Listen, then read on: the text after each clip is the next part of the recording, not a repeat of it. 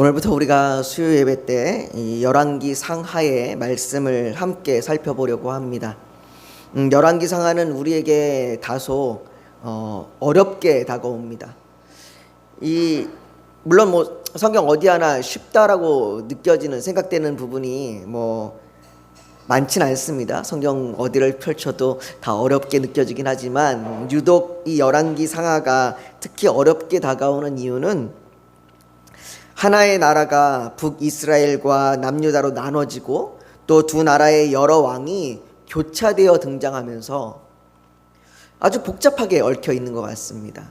이 왕이 어느 나라의 왕인지, 또 이 나라가 잘하고 있는 건지, 또 이름들도 헷갈리는 그러한 왕들이 등장하죠. 또 가뜩이나 사람의 이름도 많이 등장하는데 이 왕이 어느 왕인지조차 구분하기가 참 힘든 그러한 내용들이 열왕기 상하에 흘러가기 때문에 열왕기 상하가 참 어렵게 다가오고, 또 많이 설교 시간에 많이 접해 들어본 부분이 많이 없던 것 같습니다.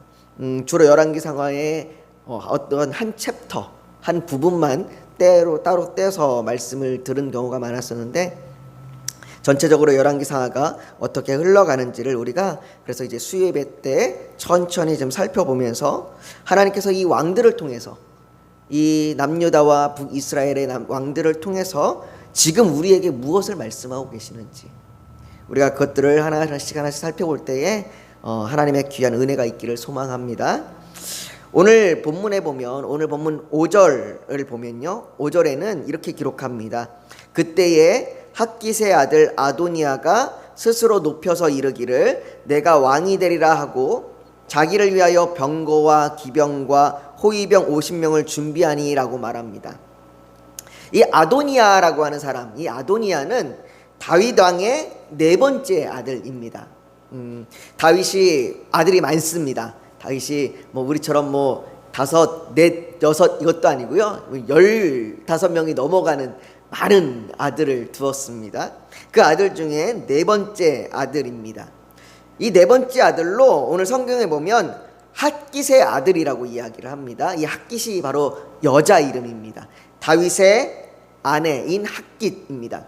이 다윗과 핫깃이라고 하는 여인 사이에서 태어난 아들이 아도니아입니다. 다윗은 한 나라의 왕으로서 7명의 여자를 아내로 맞이했고, 그리고 7명의 아내 외에도 수많은 첩을 두었습니다. 그러니까 그 7명의 아내와 수많은 첩들 사이에서 아들들이 많이 태어난 것이죠. 이 각각의 아들들이 태어나고 그 아들들로 인해서 수많은 그 가족을 이루게 됩니다. 그러니까 그 자녀들은 다 아버지는 같지만 그 아들들이 다 어머니가 다 달라요. 어머니가 다 다른 그러한 가족입니다. 다윗뿐만 아니라 예전 고대의 왕들, 우리 조선시대의 왕들만 해도 그렇잖아요. 다들 아들들이 어머니는 다른 그런 한 아들들입니다. 그러다 보니까 많은 다툼도 일어나고 특히 권력의 다툼이 많이 일어납니다. 그래서 왕자들의 난도 일어나죠. 얼마 전에 제가 끝났는지 어땠는지 모르겠습니다. 이방원이라고 하는 드라마가 계속 하고 있나요? 끝났나요? 전 잘 모르겠는데 그 드라마도 바로 이 왕자의 난을 중간에 다루기도 하지요. 그것처럼 다윗의 가족도 좀 복잡합니다. 그런데 이 아도니아는 그 중에 네 번째 아들이에요. 이 네 번째 아들인 아도니아가 왜 자기 스스로 오늘 성경에 보면 내가 왕이 되리라 라고 얘기했을까요? 얼마나 이 아도니아가 교만한 사람이기에 자기가 스스로 내가 왕이 될 거다라고 이렇게 얘기하는가 우리가 생각해 볼 수도 있는데요. 순서상으로만 봐도 아도니아는 위에 형이 3명이나 있는 겁니다. 그러니까 순서로 따져도 왕이 될 만한 순서는 아닌 거죠. 그런데 우선 우리가 그 위에 있는 3명의 형들을 먼저 좀 살펴봐야 합니다. 우선 다윗의 첫째 아들이 있는데 이 첫째 아들의 이름이 암논입니다. 발음 잘해야 됩니다. 암놈이 아니고 암논이에요. 암논이라고 하는 아들이 있습니다. 이 아들은 어느 날 자기 배다른 여동생인 다말을 보고 사랑에 빠집니다. 뭐 자기 여동생이라고 얘기하지만 친여동생은 아니고 다른 어머니의 아들이니까 배다른 여동생이죠. 그 배다른 여동생을 보면서 사랑에 빠져요. 그런데 자기는 사랑이라고 말하지만 실상은 성적인 대상으로서의 관심을 갖게 된 겁니다.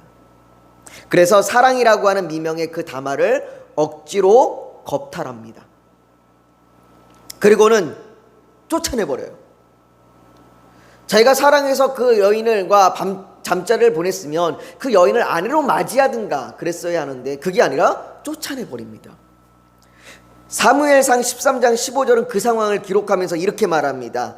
그리하고 암논이 그를 심히 미워하니 이제 미워하는 마음이 전에 사랑하던 사랑보다 더한지라. 암논이 그에게 이르되 일어나 가라. 그러니 이건 사랑이 아닌 거죠. 자기는 사랑이라고 이야기하지만 사랑이 아니라 단지 그냥 성적인 대상으로 바라본 겁니다. 그런데 이 사실을 다말의 친오빠인 다윗의 셋째 아들 압살롬이 알게 됩니다. 배다른 형인 암논이 자기 친누이 동생을 유리란 사건을 들은 압살롬이 이 일로 인해서 암논을 죽여버립니다. 자기 형을 죽여버려요. 그리고는 압살롬은 도망을 갔다가 예루살렘으로 돌아와서 반역을 일으키고 아버지 다윗 왕을 쫓아내버립니다. 이때부터 다윗이 아들 압살롬을 피해서 도망다니기 시작하는 겁니다. 그래서 다윗은 말년에 압살롬으로부터 도망다니면서 압살롬과 전쟁을 하는 일들이 벌어지게 돼요. 그러나 결국 압살롬이 다윗의 군대에 죽임을 당합니다. 그러니까 이 사건으로 첫째 아들 암논이 죽었고요. 셋째 아들 압살롬이 죽었어요. 이제 두 번째 아들만 남은 거죠. 그런데 이 두 번째 아들이 성경에는 무슨 이유에서인지 모르겠는데 사무엘하 3장 3절에 둘째는 길르압이라 갈멜 사람 나발의 아내였던 아비가일의 소생이라 라는 이 기록이 전부입니다. 이 기록 외에는 이 둘째 형에 대한 기록이 없어요. 뭐 이 둘째 형이 죽었던 건지 아니면 뭐 그가 왕위를 내려놓은 건지 무슨 이유인지는 우리가 알 수 없지만 여하튼 그 둘째에게는 왕위를 이을 수 없는 이유가 있었던 것 같습니다. 그러니까 위에 세 형이 다 왕위에 대한 자격이 사라져버린 겁니다. 죽었든지 어했든지. 그러니까 네 번째 아들 아도니아는 위로는 왕위를 이을 사람이 없으니까 당연히 다윗의 그 다음 왕위를 이을 사람이 누구예요? 자기인 거예요. 그러니까 자기 입장에서 보면 당연한 거며 내가 왕이 되는 순서가 당연한 거고 내가 마땅히 왕이 될 만한 사람으로 여겨지게 된 것이죠. 그러니 다윗을 이은 그 다음 왕이 자신이라고 그렇게 생각할 수 있었던 거고 단지 생각에 멈춘 것이 아니라 정말로 그렇게 확신했습니다. 그러니까 그렇게 자신이 확신해서 그렇기에 그는 자기를 위하여 병거와 기병과 호위병, 오늘날로 말하면 뭐예요? 대통령의 경호실처럼 그렇게 경호대, 친위대를 자기 곁에 둔 겁니다. 그런데 우리가 오늘 성경 본문을 보면서 주목해 보아야 하는 것은 이 아도니아가 자기가 그렇게 스스로 내가 왕이다 라고 그렇게 이야기한 그때가 언제냐인 거예요. 그가 내가 스스로 왕이 됩니다 그렇게 자신의 교만함을 드러냈던 그때가 언제냐라는 거죠. 아까 우리가 읽은 오늘 본문 5절에 보면 그때에 라고 시작합니다. 여기서 얘기하는 그럼 그때가 언제냐, 오늘 본문 1절에 보면 그때가 언제인지 나오는데요. 오늘 본문 1절에 보면 이렇게 이야기합니다. 다윗 왕이 나이가 많아 늙으니 이불을 덮어도 따뜻하지 아니한지라. 여기서 이불을 덮어도 따뜻하지 아니했다는 얘기는 뭐 보일러를 안 떼서 그런 게 아니라 몸의 기력이 이제 쇠한 거예요. 왜 우리가 이렇게 나이가 들면 몸이 이렇게 기력이 쇠해지니까 이렇게 혈액도 잘 안 돌고 이러니까 몸이 차지잖아요. 그걸 얘기하는 겁니다. 여러분, 사람이 나이가 들어가는 건 순리예요. 이것을 우리가 아무리 멈추려고 노력해도 멈출 수가 없습니다. 요즘에는 워낙 의학이 발달하고 많은 의약품들이 나와서 건강을 조금 발전시켜서 내가 건강하게 내 늙어가는 그것들 약간 타이밍을 미룰 수는 있겠지만 늙어가는 건 당연한 겁니다. 내 피부가 쭈글쭈글해지고 내가 주름이 생기고 이제 내가 몸의 기력이 쇠해지고 내가 조금만 걸어도 지쳐가는 건 당연한 거예요. 다윗도 마찬가지입니다. 그가 이제 노년이 되어 이제 몸의 기력이 다 쇠하여 가는 겁니다. 골리앗과도 싸웠던 그 다윗이 이제는 기력이 다 쇠해서 병상에 침상에 누워 있는 거예요. 이제 그의 왕위도 어떻게 될지 모릅니다. 지금 우리가 살아가고 있는 이 시대에도 아직 왕이 있습니다. 일본도 왕이 있고요. 몇 개의 나라들이 왕이 있다고 합니다. 그 중에서 가장 오래 집권하고 있는 분이 영국의 엘리자베스 2세 여왕입니다. 그 여왕이 올해 나이가 96세. 참 오래 사시고 또 오랫동안 왕을 하고 계세요. 그분이 20 몇 살 때 왕이 되셨으니까 무려 지금 올해가 아마 70주년이라고 제가 들었습니다. 그러니까 70년간 왕을 하고 있는 대단하신 분입니다. 이분은 영국뿐만 아니라 호주, 캐나다를 비롯한 영연방이라고 하는 불리는데요. 그 연연방에 속해 있는 52개국의 여왕입니다. 우리는 그냥 영국의 여왕 이렇게만 알고 있지만 실질적으로 그 여왕은 52개의 나라의 여왕이랍니다. 그런데 이제 이분도 나이가 많으시니까 다윗 왕처럼 앞으로 왕위가 어떻게 될지 그 누구도 장담할 수가 없어요. 그분이 당장 내일 돌아가신다고 해도 전혀 이상할 게 없을 정도로 이제는 많이 나이가 드셨습니다. 근데 만일 이분이 돌아가시면 그의 아들인 찰스 왕자가 이 연연방의 왕이 되는데 우리가 왕자라고 부르지만 그분의 나이도 72세랍니다. 그분이 왕위가 되는데 연연방에 있는 52개국의 나라들 중에서는 그것을 받아들이지 못하겠다고 이야기하는 나라들도 있답니다. 그래서 엘리자베스 2세 왕이 죽고 나서 찰스 왕자가 되면 우리는 이제 왕정을 폐지하겠다. 우리도 이제 대통령을 뽑든지 그렇게 하겠다라고 하는 나라들이 있다고 합니다. 그러니까 지금의 연연방의 나라들이 엘리자베스 2세가 조금이라도 더 집권하기를, 지금 나이가 많지만 그래도 조금이라도 더 집권하기를 바라고 있는 거죠. 다윗 때도 마찬가지였습니다. 다윗 때도 그를 따르던 그의 시종들은 그가 더 집권하기를 바랬습니다. 다윗 왕이시여 조금이라도 더 집권하십시오. 조금이라도 더 살아서 우리의 왕이 되어 주십시오라고 그들은 바랬던 겁니다.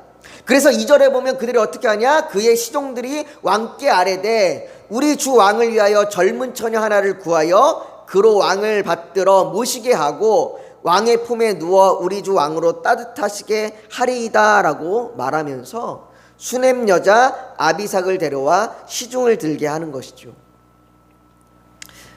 이건 단순히 시중을 들게 하는 것뿐만 아니라 그와 잠자리를 같이 하게 하는 겁니다. 이것을 우리 지금의 시대의 눈으로 어떻게 젊은 여자를 데려다가 그렇게 나이 드신 그분 옆에 잠자리를 하게 하느냐라고 그렇게 바라보는 시선으로 이해하면 안 됩니다. 이것은 그 당시에 다윗 왕 때 그 당시에 의학적인 이해였습니다. 그래서 의학적인 방법으로 몸을 따뜻하게 하기 위한 방법이었던 것으로 우리가 이해를 해야지 지금의 시각으로 어떻게 나이 든 남자랑 젊은 여자랑 그럴 수 있느냐라고 바라보면 안 됩니다. 그런데 4절 끝에 보니까 뭐라고 얘기하냐면 왕이 잠자리를 같이 하지 아니하였더라라고 그렇게 말합니다. 다윗 왕이 그 수넴 여자가 들어왔음에도 불구하고 잠자리를 같이 하지 않았습니다.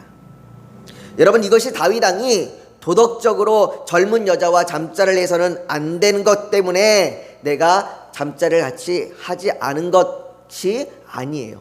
어떤 분들은 그렇게 해석을 하시는 분들도 계시는데 그게 아닙니다. 혹은 자기가 아내가 있는데 내가 아내가 있어서 아내를 사랑하기 때문에 그 여인을 가까이 하지 아니한 것도 아닙니다. 이거는 다윗 왕이 이제 물리적으로 그의 몸이 쇠약해서 잠자리를 할 수 없게 된 겁니다. 그렇게 할 수가 없게 된 거예요. 즉 그 정도로 다윗의 지금 몸이 쇠약해져 있음을 보여주는 겁니다. 정말 다윗의 그 왕의 권한이 끝에 와 있는 거예요. 다윗이 이제는 정말로 왕의 권한이 다 세워진 그 끝에 와 있는 겁니다. 그러니 이때에 아도니아가 스스로 자신이 왕이 되리라고 말하는 겁니다. 이제 아버지는 곧 가실 뿐이다. 그런데 이 아도니아가 가만 보면 왕으로서 참 괜찮아 보이는 사람입니다. 오늘 한번 6절을 한번 보십시오. 6절을 한번 같이 한번 읽어볼까요? 6절을 같이 읽습니다. 시작. 그는 압살롬 다음에 태어난 자요 용모가 심히 준수한 자라. 그의 아버지가 내가 어찌하여 그리하였느냐고 하는 말로 한 번도 그를 섭섭하게 한 일이 없었더라. 일단 외모가 괜찮습니다. 딱 봐도 왕같이 생긴 거죠. 외모가 준수하다니까. 그리고 다윗이 이 아도니아에게 한 번도 뭐라고 안 했답니다. 이게 아도니아가 정말로 한 번도 다윗을 실망시킨 적이 없던 건지 아니면 다윗이 일부러 책망을 안 한 건지는 분명치 않지만 여하튼 아도니아는 그 아버지로부터 한 번도 혼난 적이 없어요. 전 많이 혼났습니다. 예. 아도니아가 저보다는 훨씬 나은 거죠. 여하튼 이 아도니아는 어디 나가면 자랑할 만한 아들인 겁니다. 자랑할 만한. 내 아들 잘생겼지. 한 번도 어디 가서 혼난 적이 없지. 그럼 우리 말로 이게 뭐예요? 참 착하지 뭐 이런 얘기잖아요. 참 착하지, 잘생겼지, 잘났지. 그것뿐만이 아닙니다. 사람들을 포섭하는 능력도 탁월합니다. 7절과 9절에 보면 이 아도니아 주변으로 사람들이 많이 모입니다. 아버지의 군대 장관이었던 요압, 제사장 아비아달 뿐만 아니라 자기 동생들과 그 동생들의 신하들까지 또 다른 신하들까지 다 자신의 사람들로 끌어들입니다. 여러분들 사람을 따르는 게 쉬운 게 아니잖아요. 정말로 따를 만한 사람을 따르잖아요. 아도니아는 그런 사람이었던 거예요. 딱 봤을 때 야, 저 사람은 왕이 될 만한 사람이고 우리가 지지해 줄 만한 사람이다. 대단한 사람인 거죠. 외모 준수해, 야망도 있어, 정치력도 뛰어납니다. 정말 왕이 될 만한 사람인 거죠. 여러분 이것이 세상을 살아가는 사람들의 관점입니다. 우리의 힘과 능력으로 지금 현재 누리고 있는 것을 어떻게 더 누릴 수 있는가를 생각하고 어떻게 하면 사회적으로 인정받을 수 있는지를 고민합니다. 내가 이 세상을 살아가는데 필요한 것이 뭘까? 어디에 부동산을 구입해야 되고 연봉이 얼마나 되는 회사에 취직해야 되는가? 어떤 정치적인 지도자를 따라야 하는가? 이런 것들을 우리 세상을 살면서 고민합니다. 그리고 세상 사람들은 이것을 위해서 달려갑니다. 여러분 이것이 쉬운 게 아니에요. 많은 열정과 노력이 필요합니다. 세상을 살아가는 사람들의 관점이 그냥 아무런 노력도 없이 그냥 그저 흥청망청 인생을 살아가는 쾌락으로 그냥 막 빠져가는 그런 인생이 아니에요. 매우 많은 힘든 수고와 노력을 해야 되는 그러한 삶입니다. 여러분들 학교에서 공부하는 학생들만 한번 보십시오. 그 학생들이 얼마나 열심히 공부합니까? 공부 안 하는 학생들도 학교에 앉아있고 학원에 갔고 하루에 10몇 시간을 공부를 하는 자리에 앉아있는 거예요. 쉬운 일 아닙니다. 직장인들은 어때요? 밤 늦게까지 야근을 하고 그렇게 수고와 열심을 다합니다. 어쩌면 보면 믿지 않는 사람들이 이 세상을 살아가는 건 참 열심히 살아가요. 정말로 끊임없이 열심과 수고를 다하며 살아갑니다. 어떻게 보면 우리에게도 그 열심과 수고가 필요해요. 그런데 우리의 삶은 운명론이 아닙니다. 가끔 하나님의 이 계획을 이 운명론으로 착각하는 분들이 있습니다. 하나님의 계획은 우리가 어떻게 해도 하나님이 정해진 길로 흘러가게 되는 것, 이걸 말하는 분들이 있는데 절대로 아닙니다. 하나님의 계획은 우리가 어떤 존재로 살아가야 되느냐에 대한 그렇게 그것에 대해서 말씀하시는 것이지, 우리가 하나님이 딱 정해져 있는 그 계획대로 프로그램대로 우리가 살아가는 것이 아니에요. 그러니까 우리는 하나님의 존재로서, 하나님의 백성으로서의 존재로서 우리는 열심히 살아가야 합니다. 이 아도니아는 정말 참 열심히 살아갈 수 있는 그런 사람이에요. 정말로 세상적인 관점으로 볼 때 이 사람은 정말로 대단한 사람이고 훌륭한 사람입니다. 정말 사람들이 보기에 왕이 될 만한 사람이었습니다. 이제 다윗이 죽게 되면 그보다 더 맞는 사람은 없는 것 같습니다. 그러니 스스로 내가 왕이 되리라 이렇게 이야기할 정도 되지 않겠습니까? 그걸 감히 교만이라고 이야기하는 표현보다 그는 자기 스스로 자기가 마땅하다고 여길 정도 된다고 봐야 되지 않겠습니까? 그런데 우리가 오늘 본문을 보면서 열왕기상 1장 1절에서부터 10절까지 오면서 이 다윗의 노년에 이들이 놓치고 있는 것이 하나 있습니다. 아도니아도 그렇고요, 신하들도 그렇고 심지어 다윗조차도 놓치고 있는 게 하나 있어요. 그것이 바로 다윗의 언약입니다. 사무엘하 7장 12절부터 13절에 보면 이렇게 말씀하십니다. 내 수완이 차서 내 조상들과 함께 누울 때에 내가 내 몸에서 날 내 씨를 내 뒤에 세워 그의 나라를 견고하게 하리라. 그는 내 이름을 위하여 집을 건축할 것이요 나는 그의 나라 왕위를 영원히 견고하게 하리라. 이게 하나님께서 다윗에게 주신 약속이었습니다. 네가 언젠가는 죽을 거고 네가 언젠가는 이 세상을 떠나갈 건데 네 자손을 통하여 내가 이 나라를 견고하게 세워갈 거다. 여러분, 다윗의 자손을 왕으로 세워서 그 나라를 견고하게 하시는 분은 사람이 아니에요. 얼마나 훌륭한 자질을 가지고 있고 능력을 가지고 있는 사람이냐가 아니라 하나님이십니다. 이것이 하나님께서 하신 약속이에요. 내가 세우겠다. 내가 내 나라를 견고하게 세우겠다. 내가 내 자손을 통하여 왕으로 세우실 거고 그 나라를 견고하게 세울 거다라고 얘기하는 하나님의 약속입니다. 하나님이 세우시는 겁니다. 그리고 하나님께서는 그 약속을 성실히 지키십니다. 그러나 이들은 오늘 본문을 살펴보면서 나오는 이 인물들은 그 어느 하나도 누구도 지금 그 언약을 기억하고 있지 않는 겁니다. 그 언약을 다 잊어버렸어요. 심지어 다윗조차도 잊고 있습니다. 여러분, 이것이 열왕기 상하에서 우리에게 말하고자 하는 전체 그림이에요. 열왕기 상하에 등장하는 수많은 왕들이 하나님의 언약을 기억하는가, 혹은 내 힘으로 왕이 되고 싶어 하는가, 이것에 대해서 말하고 있는 겁니다. 이 나라가 하나님의 나라인가 아니면 나의 나라인가? 수많은 왕들이 하나님의 언약을 잊어버립니다. 수많은 왕들이 하나님의 언약을 잊어버리고 말씀을 잊어버립니다. 그리고 그들은 하나님의 말씀을 떠나서 우상을 숭배하고 자기의 뜻대로 자기의 원함대로 자신의 능력과 자신의 정치적인 이해관계로 인하여 나라를 이끌어갑니다. 그때마다 하나님께서는 그들에게 선자를 보내셔서 끊임없이 말합니다. 언약을 기억하라고, 말씀을 기억하라고.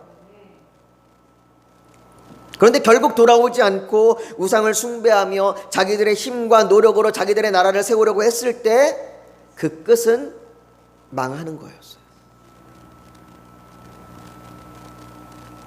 그것은 오늘날 우리에게도 마찬가지겠죠.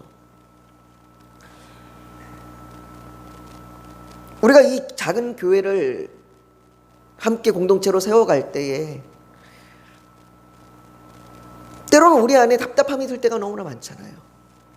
심지어는 하나님께서 왜 우리를 버리신 겁니까? 하나님이 정말로 계십니까? 라고 하는 의구심이 들 때도 있습니다. 그래서 어떻게 보면 내 힘으로 뭔가를 해보려고 우리가 애쓰고 수고할 때도 있죠. 그러나 그 순간 우리가 만약에 하나님의 언약을 잊어버리고 있고 하나님의 말씀을 잊어버리고 있다면, 교회를 세우는 분이 우리가 아니라 하나님이라고 하는 그 말씀을 우리가 잊어버리고 있다면 우리도 역시 이들과 동일한 겁니다. 사랑하는 성도 여러분, 다윗 왕의 세월은 다 지나갔습니다. 그가 아무리 이스라엘의 대표적인 왕이라 해도 그가 영원할 수는 없습니다. 그런데 마태복음 1장 1절에 보면 아브라함과 다윗의 자손 예수 그리스도의 계보라라고 말합니다. 여기에 왜 예수 그리스도를 아브라함과 다윗의 자손이라고 말합니까? 그들이 위대한 삶을 살았기 때문에, 또는 대단한 믿음을 가졌기 때문에 그래서 아브라함과 다윗의 자손이라고 이야기하는 것 아닙니다. 바로 하나님께서 아브라함과 다윗에게 하신 그 언약 때문이에요.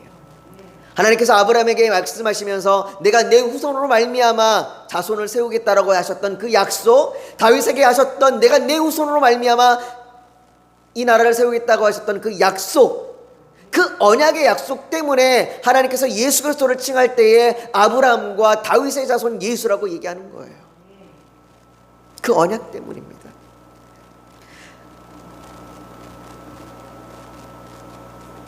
그렇다면 그 나라를 견고하게 세우시는 하나님께서 다윗의 뒤를 이어 누구를 왕으로 세우십니까?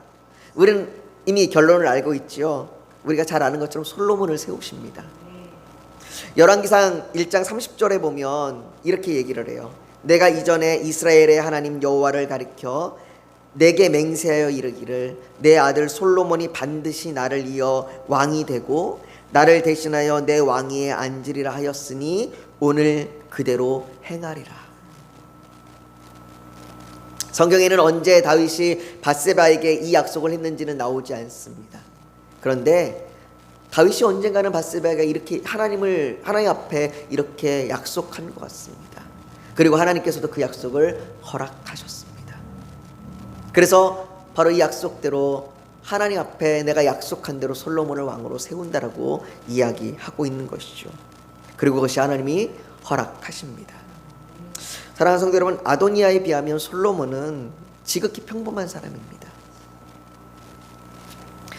아도니아가 조건적으로는 더 왕으로 맞을 것 같습니다. 인간적인 눈으로 봤을 때 아도니아가 왕이 되는 것이 정치적으로 더 잘 할 것 같습니다. 그러나 하나님의 약속은 솔로몬을 통해 이루어져 갑니다. 내가 스스로 왕이 되겠다라고 말하는, 어떻게 보면 좀 교만한 그 아도니아가 아닌 하나님 앞에 지혜를 구했던 솔로몬입니다. 하나님의 백성도 마찬가지인 것 같습니다. 고린도전서 1장 26절에서 29절은 우리를 향하여 이렇게 말합니다. 좀 길지만 들어보십시오. 형제들아, 너희를 부르심을 보라. 육체를 따라 지혜로운 자가 많지 아니하며 능한 자가 많지 아니하며 문벌 좋은 자가 많지 아니하도다. 그러나 하나님께서 세상에 미련한 것들을 택하사 지혜 있는 자들을 부끄럽게 하려 하시고 세상에 약한 것들을 택하사 강한 것들을 부끄럽게 하려 하시며 하나님께서 세상에 천한 것들과 멸시받는 것들과 없는 것들을 택하사 있는 것들을 패하려 하시나니 이는 아무 육체도 하나님 앞에서 자랑하지 못하게 하려 하심이라. 우리가 그렇게 하나님께서 부르신 부르심 안에 있음을 기억하십시오. 우리가 정말로 내세울 만한 것 없고 자랑할 만한 것 없고 연약하고 약하고 볼품 없지만 우리가 하나님의 언약의 백성임을 기억하십시오. 이 땅에 영원한 인생은 없습니다. 영원한 부귀도 없습니다. 영원한 권세도 없습니다. 그러나 하나님은 영원하십니다. 그리고 주님이 우리에게 말씀하시기를 이렇게 말씀하십니다. 내가 아버지께 구하겠으니 그가 또 다른 보혜사를 너희에게 주사 영원토록 너희와 함께 있게 하리니. 우리가 아무것도 아닌 것 같고 외면당하는 것 같고 때로는 하나님이 나와 함께 하시지 않는 것 같이 느껴지는 그때에도 하나님께서는 우리를 부르셔서 내 언약의 백성으로 삼으시고 영원토록 함께 하십니다. 이 땅에서뿐만 아니라 영원토록 하나님과 함께 있게 한다고 그렇게 우리에게 말씀하십니다. 사랑하는 성도 여러분, 우리가 오늘 말씀을 좀 기억하길 원합니다. 우리의 인생에도 끝이 있을 겁니다. 그 끝이 우리를 너무나 연약하게 하고 너무나 힘들게 할지도 모르겠습니다. 그런데 그 끝에도 우리가 소망이 있는 건 우리가 이 땅을 살아가면서 우리가 우리의 힘으로 살아가는 것이 아니라 하나님이 우리를 언약의 백성으로 세우시는 그 하나님의 그 언약 때문에, 하나님의 말씀 때문에 살아가는 겁니다. 그래서 우리가 오늘도 쓰러질 것 같고 오늘도 힘들고 나약한 것 같지만 오늘 말씀을 보면서 하나님이 오늘도 또 내 하나님이 되시는군요. 하나님 오늘도 또 나의 삶 가운데서 영원토록 함께 하신다고 말씀하시는군요. 그 하나님을 의지합니다. 우리가 오늘 지금 이것들을 지금 기억하면서 우리 같이 오늘 말씀 통해서 하나님 나를 붙들어 주시옵소서. 우리 지금 그렇게 기도하며 나아가기를 소망합니다. 거룩하신 아버지 하나님, 우리의 인생을 살아가면서 때로는 암담할 때가 있고 답답할 때가 있고 나 자신을 보면 아무 능력이 없는 것 같고 아무런 힘도 없는 것 같습니다. 우리 교회를 돌아봐도 아버지 하나님, 이 작은 교회 공동체를 통해서 하나님께서 어떻게 일하실까 의구심이 들 때도 있습니다. 때로는 그것이 우리의 잘못, 우리의 능력이 없어서, 우리가 부족해서, 우리가 뭔가 열심을 다하지 않아서 그런 것 같아 부끄러울 때도 있습니다.